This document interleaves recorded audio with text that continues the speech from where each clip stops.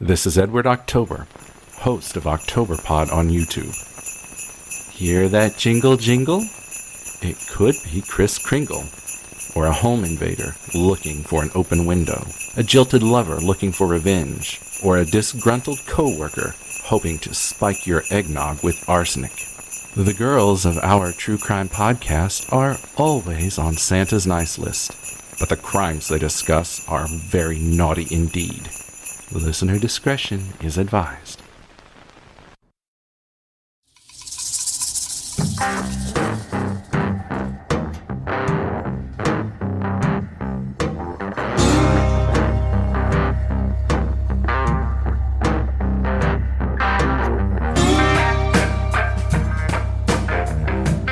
Hey, Jen. Hey, Cam, how are ya? I'm good. How are you? I'm fine. Can you believe we are almost done with this series? Wrapping it up. I can't believe it. This would be our... Yeah, I was going to ask, did we ever figure out if this is a third or fourth year? Fourth. It's our fourth. This is our fourth inaugural. I know. Mm-hmm. Yep. I know. I'm telling you, to hit these specific body counts, it's getting a little tricky. It is getting tricky. It is tricky. I know we like to not cover things that have been covered before, or at least not covered a lot. But sometimes when you get these high body counts, people are going to be covering them. So, or even worse, because people will hate this, but featuring crimes from places where we can't say any of the words, mispronunciations. Yes. So, but we try. Today is day what? 10. 10, almost done. Everybody's just getting to the big day too. I hope everybody's relaxing, and if not, I hope they're not panicking. So, is the holiday season really? I was just gonna say, is that really a time to relax? I don't think so. No, I don't think so. Not for most people, anyway. Anyway, let's let's go through this so people can listen while they're semi-panicking and trying to get everything done. You ready? And finding joy in wrapping presents. Yes. Now, I want to state before I start this episode, I'm going to give you a warning. Now, this episode, we're going to be dealing with sexual assault. And if this content isn't good for your mental health, I totally understand. Cam totally understands. And we strongly suggest you set this one out. And no hurt feelings. We totally get it. We need you to protect yourself and your mental health. It's very important. So, that said, this one, it's big. And you've known this guy. Like I said before, serial killers and things get hard to come by when you get into the bigger numbers. And honestly, thank goodness for that. It's something to be thankful for. But for the 10th Nightmare Before Christmas, we are going to cover one of the most sadistic serial sexual predators that mutilated and abused and murdered women of the Hillsborough County, Florida in 1984. And that sumbitch is by the name of Bobby Joe Long. Now, and I'm going to be quite honest with you, I don't watch a lot of them serial killer shows. Like, I do occasionally watch the Forensic Files or, little shows like that, but I don't really watch a lot. So I wasn't quite as familiar as a good old Bobby Joe as I probably should have been. So I was a little shocked, and I'm really read into him.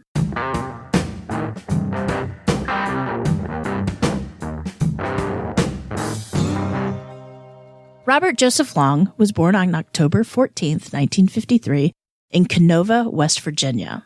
Bobby was 2 when his parents divorced, and his mother, Luella, took him and moved to Florida. It was always her dream to live in Florida. She thought it was going to be heaven. Yeah, it was going to be heaven, living the high life. But life was kind of hard in Florida for them. Luella worked very hard at very low-earning jobs.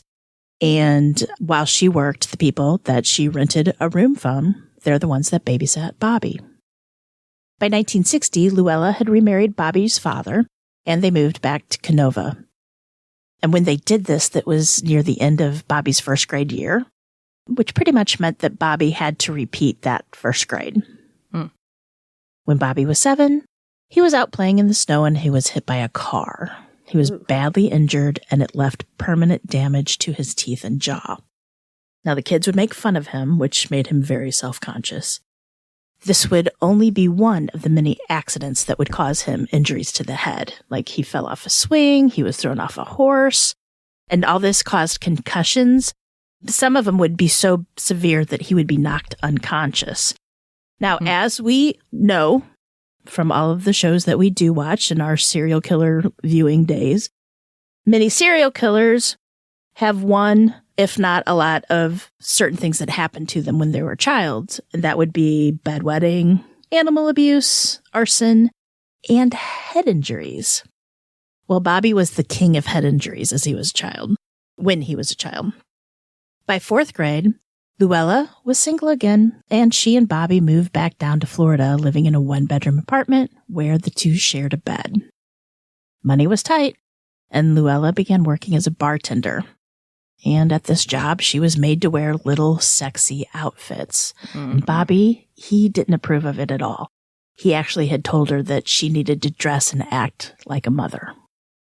How horrible. She's doing what she can. And her child, Yeah. But Bobby and his mother actually shared a bed all the way into his teen years. By the time he was 13, they finally stopped sleeping together. And when Luella would have a gentleman call her over, Bobby would be forced out of the bed and have to go sleep somewhere else. And he absolutely hated that. And he hated his mother for that, too. And at 13, Luella was able to move them into a small house in Hialeah, Florida. There, Bobby would meet a girl who would become not only his best friend, but his wife. Cindy and Bobby Joe, they did everything together. They would ride bikes, spearfish, regular fish. They'd just do everything. And Cindy said that Bobby Joe, made her feel loved and very important. And even though he did have an odd sense of humor, she still loved him completely and totally. And when I said odd sense of humor, this would have made me leave him. Right before they were going to get married, they were older, but they hadn't gotten married yet. Cindy was sleeping, and Bobby Joe snuck up to her and put a gun in her face. I don't think that's funny. No, when she opened her eyes, he pulled the trigger and the gun went off. And she was terrified, but he laughed because he had put a blank in the gun and he shot off a blank. Still not funny. Yeah. What he loved most was the look of terror in her face. Cindy did break up with him, but he sweet-talked himself back into her life. And they got back together. Another interesting thing is Bobby Joe was born with Kleinfelter Syndrome. This is a genetic disorder, meaning that he was born with an extra X chromosome. And it's nothing, men are born with it. And you can only identify it once the male hits puberty. One of the symptoms Bobby Joe had was gynecomastia, which was enlarged breast tissue. He did have breast tissue removed, supposedly like 6 pounds, but the scars remained. And his wife, Cindy, would later say that Bobby Joe was embarrassed by the scars, and he would always keep his shirt on when he went swimming or even when they were being intimate together. Bobby wasn't so much for school. He dropped out of the 10th grade twice. Then in 8th grade, he went to try it again, but the school kicked him out for low attendance. Bobby starts working as an electrician's assistant and then, at 19, joined the Army. In January of 1974, Bobby and Cindy marry. Now, the original plan was to marry the following year, 1975, but Cindy became pregnant with their first son, so they bumped up the wedding for a year earlier. Marriage started off great, but then Bobby's real character started to come out. He was very controlling. He would tell her what to eat, what to wear, what to think, just too controlling. Just 3 months into their marriage, Bobby was in a horrible motorcycle accident. He was heading to work early one foggy morning when he collided with a car in the middle of an intersection. Bobby almost lost his foot, and he suffered a traumatic brain injury. He spent 5 months in the hospital recovering. And once he came home, Cindy noticed a huge change in his personality. Not only was Bobby controlling, but he became very aggressive and violent towards Cindy. His sex drive went through the roof, and he demanded sex with her at least 3 times a day. And even in the hospital, the nurses had told Cindy that he had been masturbating 4 or 5 times a day.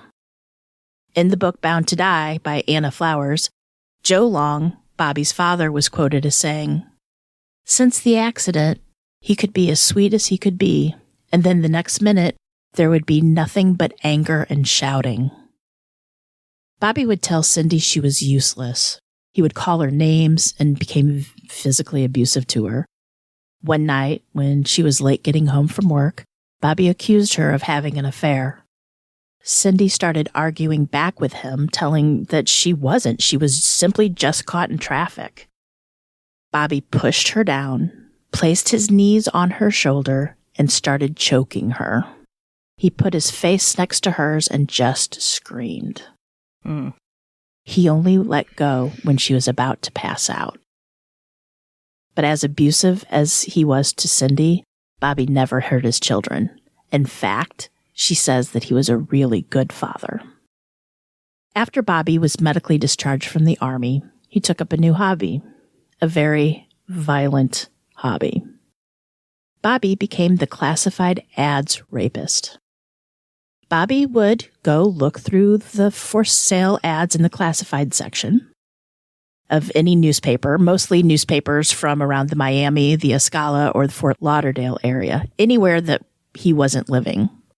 And he would look for people selling furniture, mostly bedroom sets. He would then call houses of these unsuspecting sellers, and he would kind of talk to them and get a feel, like, was it a woman? Was she by herself? What was going on? He would say, if I would buy this, would your husband or somebody be there to help me take it to my car? Exactly. Well, not back then, but sure is now, right? Basically, he did all this because he wanted to make sure that when he was there, that he would be the only one there with his victim, that he would be able to do what he did. And what's so scary is Bobby didn't look scary. He looked like your normal next door neighbor. Like, he looked like your best friend's dad, with the mustache and the comb. It's just normal looking guy. Yeah, he really did. He was very well-spoken, too, and he didn't seem threatening at all. So when he would show up to these people's house, these women's houses, that they would feel almost safe, and they would just invite him in to look at the furniture. But once inside, after he made sure no one was home, he would attack the woman from behind, tie her up, and then rape her. Once he finished with the assault, he would rob the house. Bobby would often take jewelry and then give that jewelry to Cindy. Ooh, that happens a lot. Bobby Joe Long committed an estimated of 50 rapes over 10 years, and Cindy never suspected a thing. And actually, once Bobby Joe was arrested and he spoke and he was telling everybody about his crimes and he was confessing, they kind of put together that some of these rapes happened while Bobby was still in a cast from his motorcycle accident. Like, he almost lost his foot. Like, from one of the shows that I watched, they said that his foot was hanging on by his Achilles tendon. And they thought they were going to have to amputate, but they were able to save it. So he was still in a cast when he was raping people. So it would give you that false sense of he's harmless. That's what Bundy did, right? He would put on that fake cast. Exactly. The violence towards these other women didn't stop Bobby from violence at home. One Saturday morning, when Sydney was pregnant with their second child, Bobby gets very upset because he wanted some money, and Cindy had already paid the bills, and there just wasn't any money to be given. So Bobby starts yelling at Cindy, and he beats her, and then he throws her down, and he rapes and sodomizes her so bad that she actually thought she was going to lose her baby. Oh my. Cindy was working as a secretary, and Bobby went back to school to study radiology. And in 1976, with the help of Bobby Joe's parents, the family of 4 moved into a 3-bedroom house in West Hollywood, Florida. And while the 2 adults worked, neighbors took care of the kids. And one babysitter recalled that Bobby Joe was creepy. Quote, he always liked to grab you and hug you and lay you down. Stuff like that. Ew. Ugh. Mm-hmm. Thank God we tell our kids nowadays that if anything like that happens, to tell somebody, right? Mm-hmm. I mean, sometimes they don't tell you, but at least the conversation is open to start. Cindy never suspected Bobby was going out and raping these poor women. She did, however, at one point think that he was seeing other women. Her daughter, who was 2 at the time, had found a used tampon in their car. Oh. Cindy would later found underwear, too. When she confronted Bobby, a huge argument broke out, and he then blamed that it was one of Cindy's friends. Maybe it fell out of their purse when they went to the beach, or maybe something happened, but he was not having an affair. Mm-mm. Never are. Mm-mm. In June of 1980, during a really, really bad fight, Bobby pushed Cindy into the corner of their TV, hitting her head and knocking her unconscious. When she came to, she had to drive herself to the hospital to get her head wound stitched up. And as she was leaving, Bobby threatened her, saying that he would kill her if she told anybody what really happened.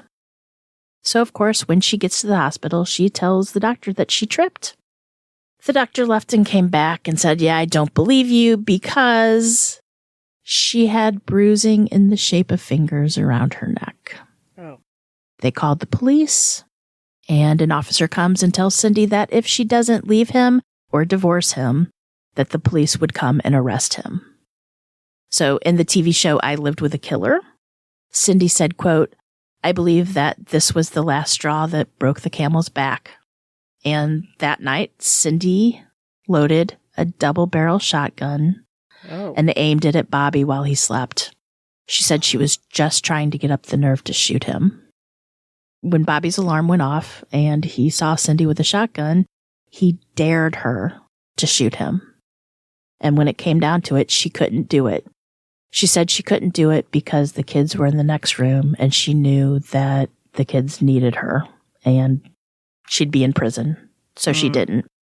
And she did say that it's one of the biggest regrets in her life. I was going to say, you think about how many people that would have saved. Exactly. But how would she have known? Yeah, you don't know. You don't know. She did exactly what she should have done. Yeah, she divorced he's a terrible person, but, you know. Yep. She did what she should be done, and the next day, Cindy files for divorce. And you know what? Bobby doesn't even contest it. He signs the papers, and he's on his way. On May 13th, 1984, 2 teenage bodies were playing in a cow pasture by an overpass on East Bay Road. They were playing with homemade parachutes when one of the parachutes landed on what they first thought was a dead animal. And upon closer look, they find that it's a decomposing body of a woman. That's when they called the Hillsborough County Sheriff's Office. Captain Gary Terry and Detective Lee Baker arrive and assess the scene. The woman's body was laying on her stomach. Her legs were splayed so far apart that the police thought that her hips would have had to have been broken just to get them in that position. From heel to heel, the distance was 5 feet. Around her neck was a noose. Her hands were tied behind her back, and there was a white silk cloth under her head, possibly used as a gag. To the officers, it looked to be that she had been left there for about 3 days. You know, Florida's extremely hot and humid, and that causes decomp very quickly. And with over 30 bodies that had been found so far that year, this was one of the most brutal that they had seen. Detectives believe she had been choked with a rope as she was being raped from behind. Police noticed in the dirt close to the body that there were some tire prints. And what was unusual about these tire prints were 3 of the tires were the same. They had the same prints, but the left back tire was different. So impressions were made and, of course, sent to be analyzed. body was identified as Lana Long, or, I'm going to pronounce this wrong and I'm very sorry, Nguyen Thai Long. She was from Laos. She was 19. She had moved to LA from Laos 10 years prior, and she had just recently moved in February to Florida. Lana worked as an exotic dancer, but she had just recently quit her job to study at the University of South Florida. People that knew Lana said that she was very bubbly, full personality, and she did work the night shift. She liked the night shift. Lots of tips. Mm-hmm. And although she's one of the more popular dancers there, a lot of people would ask for dances, private dancers, but she rarely, if ever, did any of the private dances. She also didn't have a car, and so she would always wait late at night waiting for rides. The autopsy revealed that there were no stab wounds on her body. Strangulation was the cause of death, and they pretty much knew immediately that they were over their heads with this murder, this killer. So the sheriff's department immediately called the FBI and sent them all the evidence that they had. When the evidence report came back, there was a very important clue. The white scarf that was under Lana's head had a very small red trilobal nylon fiber. Now, trilobal means it's triangle. I had to look that up. I wasn't quite for sure. A trilobal, is a cross-section shape with 3 distinct sides. Thank you, Wiki. Detectives knew that Lana had been brought to the area where her body was left, so they were pretty confident that the killer was driving a car with red carpeting. 2 weeks later, on May 27th, the partially nude body of Michelle Denise Sims was found by a construction worker by the Interstate 4 overpass by Plant City. Michelle was born in San Bernardino County, California, and in better times, she was in beauty pageants, and she's known as the beauty queen in a lot of these articles. She had worked as a receptionist at Fort Pierce Massage Parlor before coming to Tampa in May of '84, and she had taken to sex work to help support her drug habit, as we see happen more often than we should. When detectives arrived, they found a bloody white jumpsuit and pantyhose hanging from a tree branch. Michelle was lying on her back with a noose that had been wrapped around her neck 3 times, like Lana, and her wrists were bound behind her back. The front of her shirt had been cut in front, and her throat had been deeply cut multiple times. One of the cuts that was made to Michelle almost severed the rope that was tied across her neck. However, her cause of death was determined to be asphyxiation and head injuries, blunt force trauma. It's believed that Michelle fought back, which made her killer so angry that he started slashing her throat. Once again, at the scene, tire track imprints were taken along with a cast of a barefoot impression. When the FBI inspected both sets of tire prints, they found that the 2 matched for the Lana's case. 3 of the tires were Goodyear Viva. The 4th tire couldn't immediately be ID'd, so they sent it to an expert in Akron, Ohio. He identified the tire as being a luxury tire called Vogue tire, and it only comes with a Cadillac. That's what at the time, it's a Cadillac tire. Red trilobal fibers were also found on Michelle's body, along with semen and 8-inch long brown hair belonging to Caucasian. FBI, they come up with a profile to our killer. White male, mid to late 20s, operates normally in society but does not keep his anger inside. And of course, there's more to this, and it does. Almost everything in this profile is Bobby Joe Long. Dead on. Mm-hmm. It's Bobby Joe Long. Bobby had escalated from rape to rape and murder. And within 8 months, Bobby will rape and murder 10 women. And to tell you the truth, I'm not even sure if he's still raping classified ad people. I'm unsure. I don't know. He still could be. Mm-hmm. On June 10th, Elizabeth Ludenbach's mother reported that her 22-year-old daughter was missing.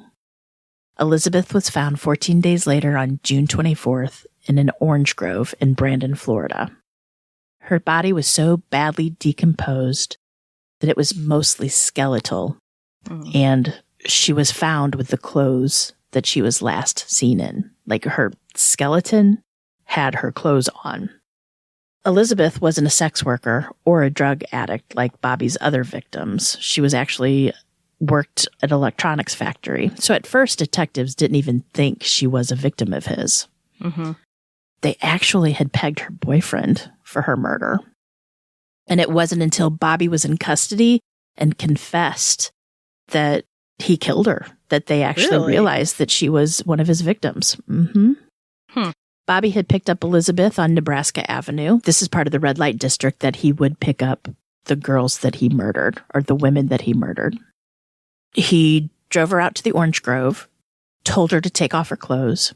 He raped her and then told her to put her clothes back on, and he was going to let her go. But he would later say, quote, "She jerked me around, so I strangled her with a rope and took her purse."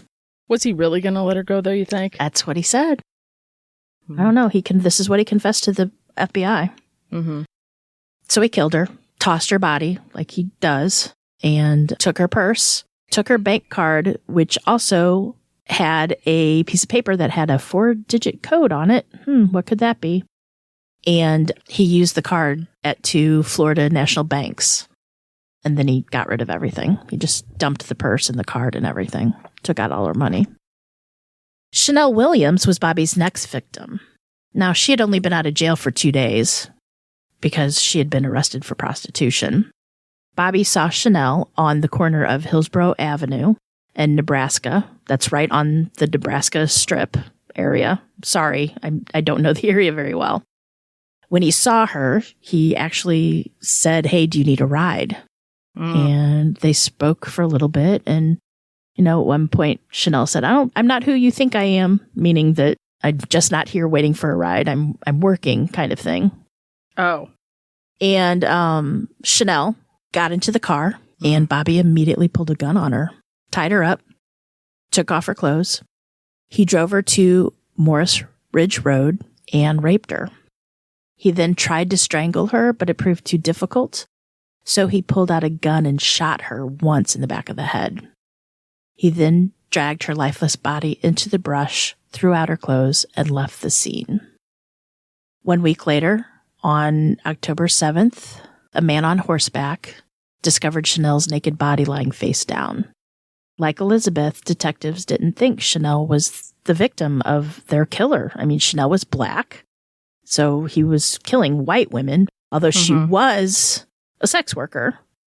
She wasn't strangled. She was shot in the back of the head. There's a difference, lots of differences. And it was only after red carpet fibers were discovered, along with brown Caucasian pubic hair and semen. Now, like Michelle Sims, Chanel, of course, was a sex worker. I said that. But both women, when they collected the semen, showed 2 different blood types. So both could have had sex with different men gotcha. before Bobby raped and murdered them. But the one common blood type of the semen was A. Both of them had type A. So now we're at the point the police have no leads at all, and they have no idea who's killing these women. And Tampa is getting scared. I mean, even though they're sex workers, they're not. They're humans. They're somebody's daughter. But they have this brutal killer on the loose. The next woman found was 28-year-old Karen Dinsfriend, and she was found on the 14th of October, which I believe was Bobby Joe's, wasn't it? His birthday? Bobby Joe's birthday. Karen started abusing drugs in junior high, and in 1976, she went to jail for stealing money while working at a bank. She was kind of skimming off the top there, which is pretty gutsy to do, by the way. In 1978, she had a baby, and the child soon went into court-order foster care, and Karen never regained custody, which I'm sure led to more drug abuse. She was in and out of prison and prostitution charges, drug-related charges, and Karen tried, pretty sad story, she tried so hard to get clean, but the call to drugs is just so damn strong.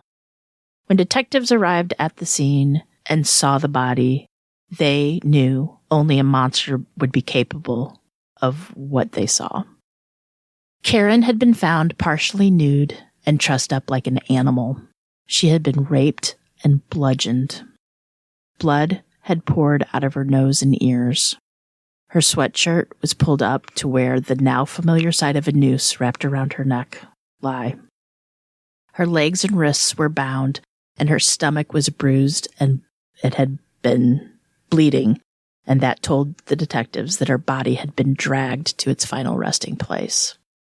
And once again, when the body was looked over, they found those damn red nylon carpet fibers on her body. The next victim Bobby picked up was 22-year-old Kimberly Hops, a.k.a. Sugar. Bobby raped her, strangled her with a black collar that she wore around her neck, and then threw her body down an embankment. She would be found by a man on October 31st, Halloween. He was horrified to learn that he was looking at an actual human body and not some sort of macabre Halloween prank. And Kimberly would not be identified until Bobby's confession. They had no idea who she was at all.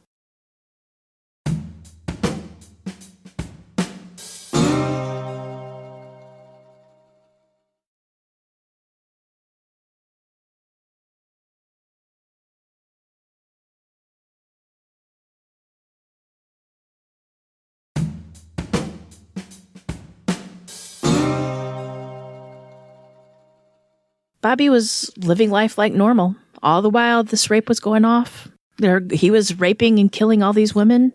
He was fine. He would visit his kids, and they acted like everything was normal. His ex-wife now, Cindy, recalls them all going out for ice cream to the beach. And then on the way back home, being in Bobby's car, Bobby stopped the car quickly for some reason, we don't know. And when he did, a gun slid out from under her seat. She said she really didn't think about it because Bobby was, quote, always a gun person. She said once it all came out, she was horrified to think her and her kids were in the same cars as all these murders and these victims had been in. In the early morning hours of November 3rd, Bobby finally made a mistake. Good. 17-year-old Lisa Mcveigh was riding home on her bike from work when Bobby spotted her. Bobby got out of his car and hid. When Lisa went past him, he jumped out, grabbed her by the hair, and pulled her off her bike. Lisa started to scream, and Bobby took out his gun and threatened her to be quiet. He then forced her into his car and told her to take off her clothes. After putting a blindfold on her and binding her hands and feet, he forced her to perform oral sex on him. Bobby then takes Lisa to his apartment, where he holds her captive for over 24 hours. Once they get in front of the apartment building, Bobby made her get dressed, and he made her keep the blindfold on as he walked her up the stairs into the apartment. God, if it wasn't so late at night, somebody could... there's so many... Could you imagine your neighbor? You see your neighbor walking some kid up the stairs in a blindfold? That just screams... Something's wrong. Mm-hmm. Once inside, he brutally raped Lisa. He then had her stand up and go into the bathroom, where they both got into the shower, and he treated her with kindness. He washed her hair, he dried it, blow dryer, and he talking sweet to her. And Lisa, God love her, she remained calm this entire time, and whatever Bobby said, she complied. She went with it. She knew she had to survive. Unreal. It's just unreal.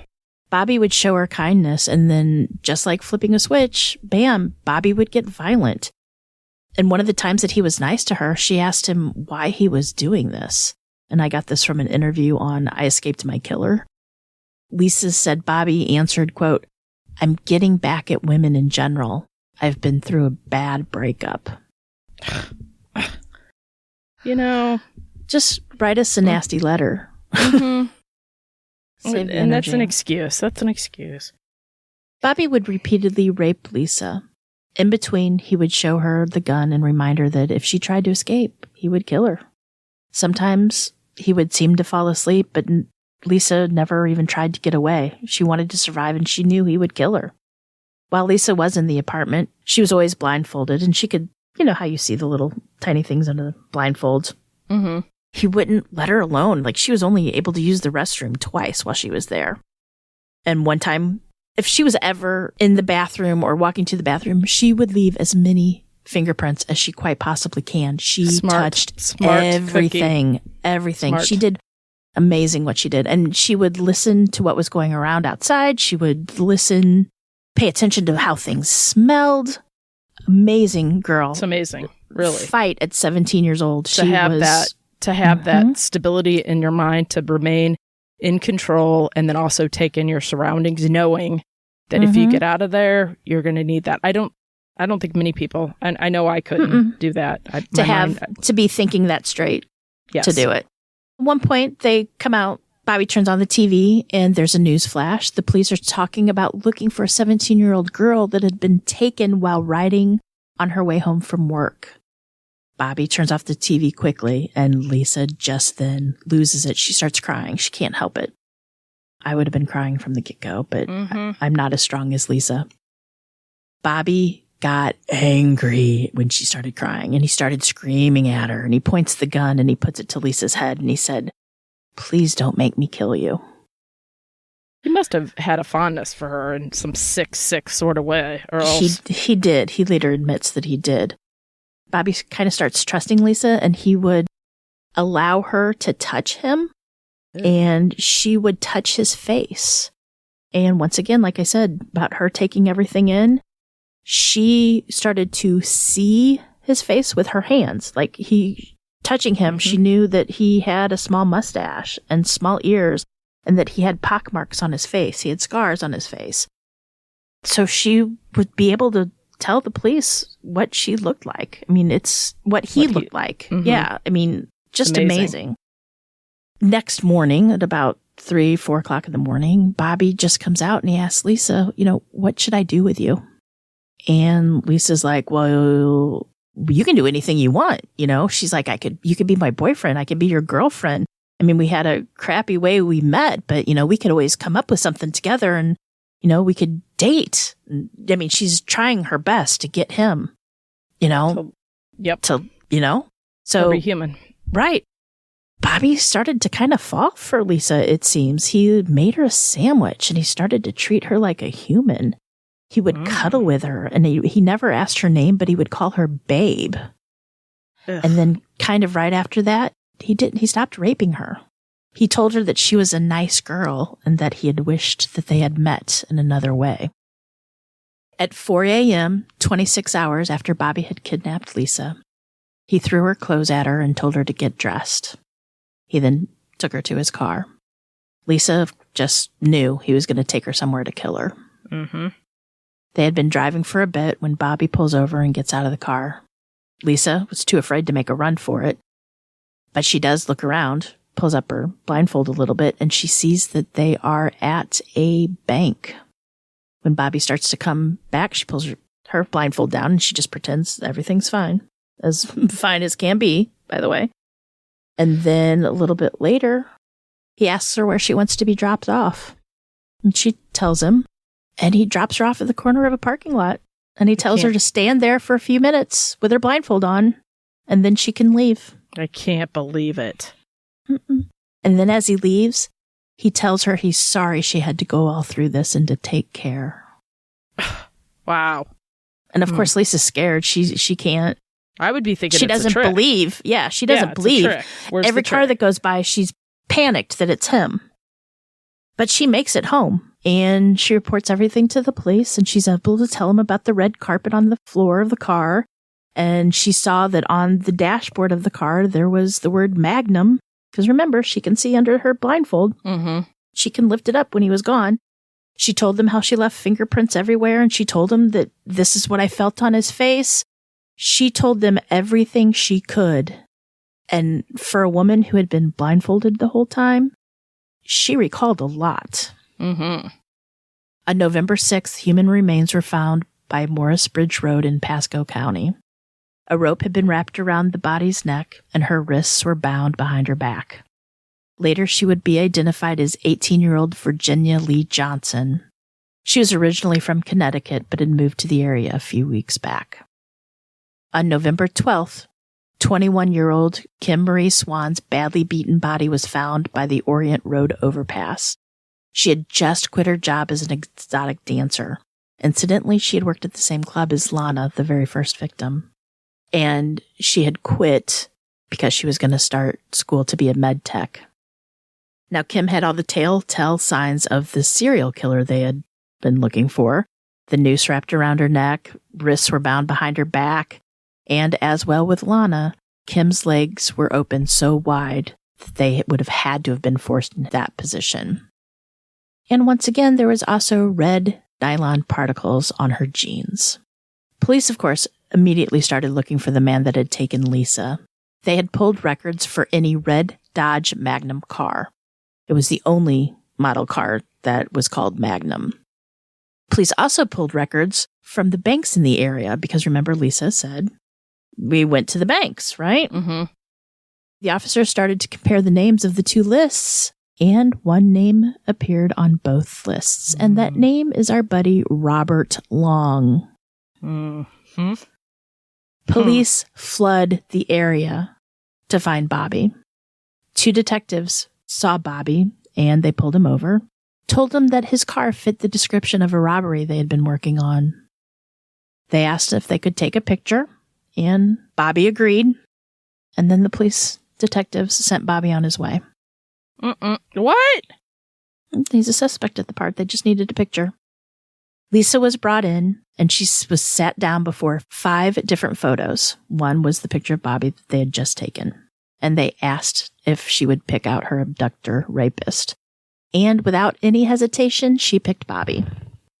Police also had the clothes that Lisa was wearing from when she was abducted. And guess what they found on those clothes? That's correct. They found the red trilobal fibers that were left on all the bodies found throughout the area. They now knew who was killing everybody in the area. They had a very strong suspicion. So they put a big task force together, and a warrant was issued for Bobby's arrest. On November 16th, when they were following Bobby around, Bobby went into a movie theater. As police were waiting for Bobby to exit, 2 officers noticed that Bobby's car had weird tires on it. 3 were normal, and the 1 was an odd brand. Go figure. Then they knew they had their killer. They knew. When Bobby walked out of the theater, he was arrested. Bobby was interviewed by police, and he confessed to all the murders and the rape and kidnapping of Lisa Mcveigh. They asked him if he'd ever been to Washington State, and he quickly said, "No, I'm not that Green River guy." Oh, well.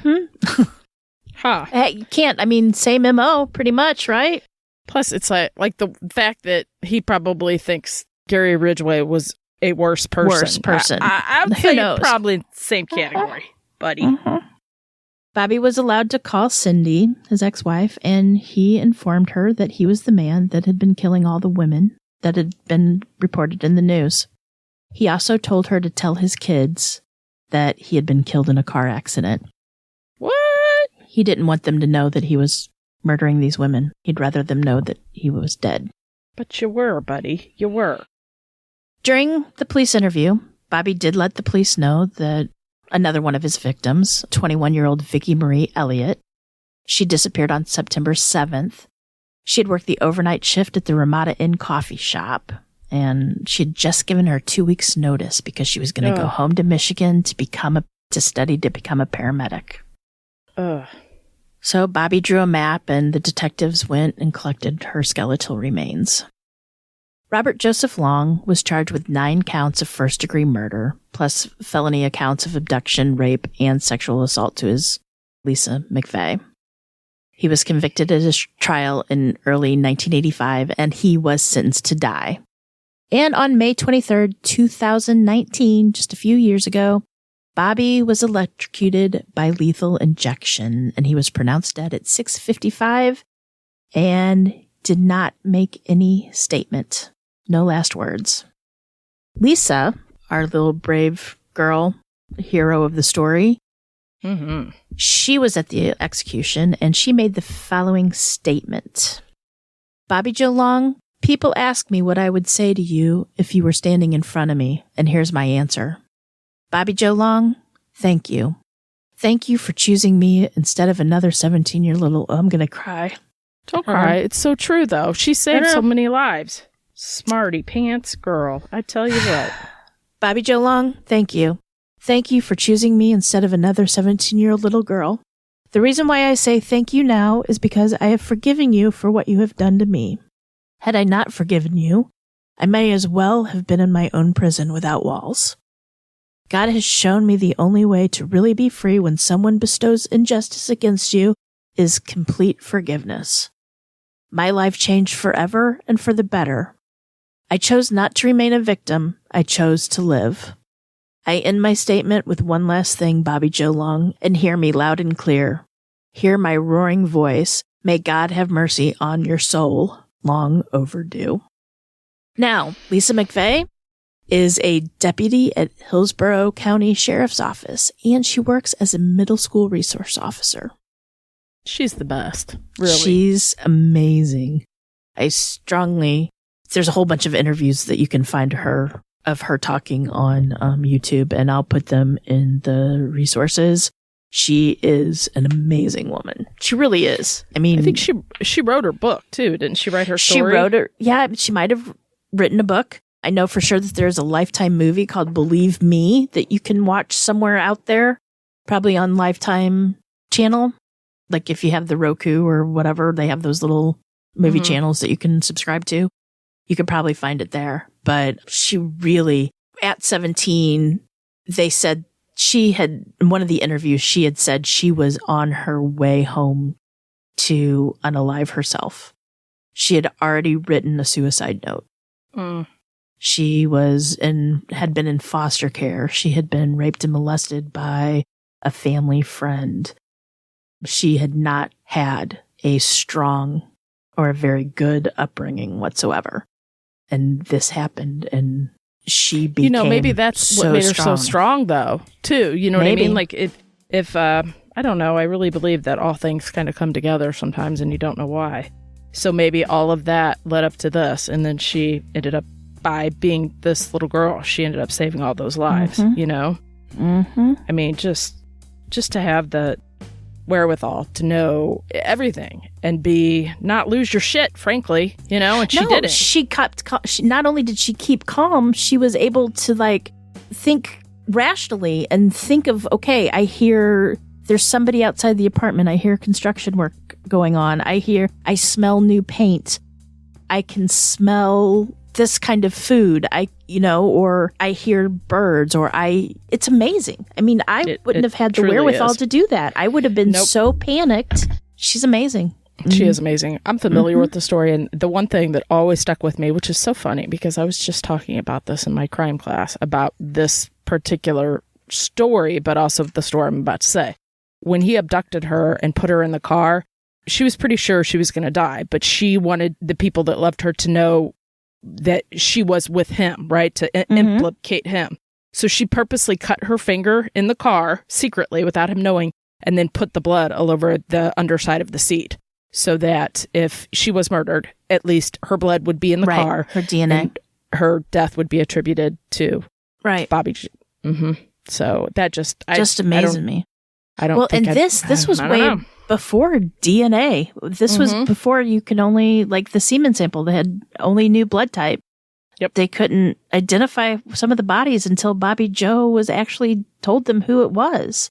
Once he was caught, man, he was caught. And they think that letting Lisa go, something clicked with him, and that was it. And he just knew that letting her go was going to get him caught, but he did it anyway.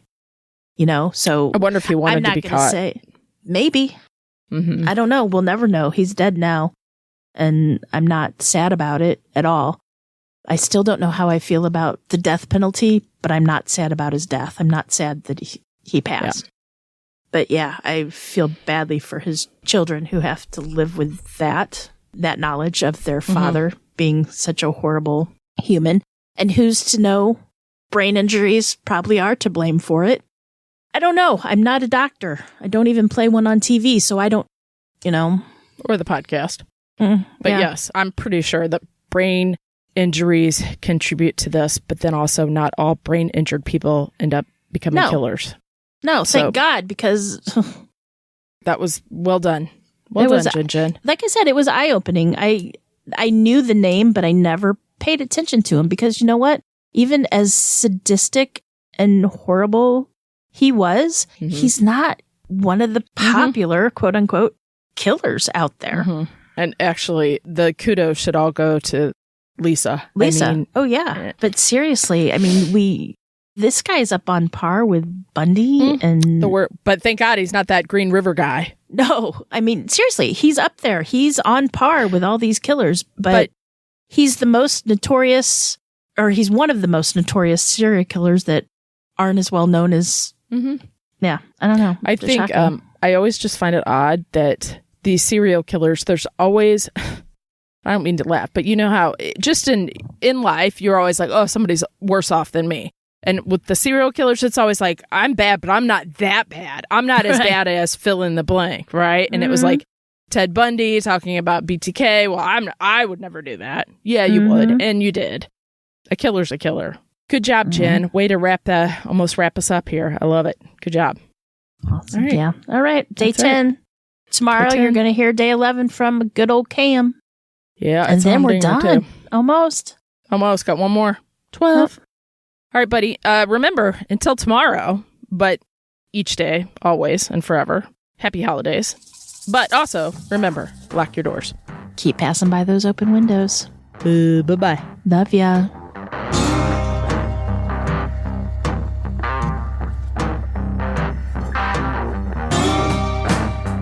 Today's episode was researched and written by me, Jen. For more information about this episode, as well as all other sources, please check out our show notes or the podcast website at ourtruecrimepodcast.com. Our True Crime Podcast is developed and created by the hosts, Jen and Cam. Original music and audio mix of all our True Crime Podcast episodes is courtesy of Nico Vertesi from We Talk of Dreams. You can reach Nico at wetalkofdreams.com. Listener discretion is provided by Edward October from OctoberPod VHS. You can find all of his great works on YouTube. Please make sure to like and subscribe to our True Crime Podcast wherever you listen to your podcasts. We can be reached on Instagram and Facebook at Our True Crime Podcast or on Twitter with the handle at Our True Crime Pod. You can also email us at ourtruecrimepodcast@gmail.com. We would also at this time like to thank our patrons. We would be so lost without you. Thank you so much. And if you would like to help support the show, you can check us out on patreon.com/OurTrueCrimePodcast. You can also show your support by leaving a 5-star review on Apple or simply just tell your friends about us. It's that easy. Love ya.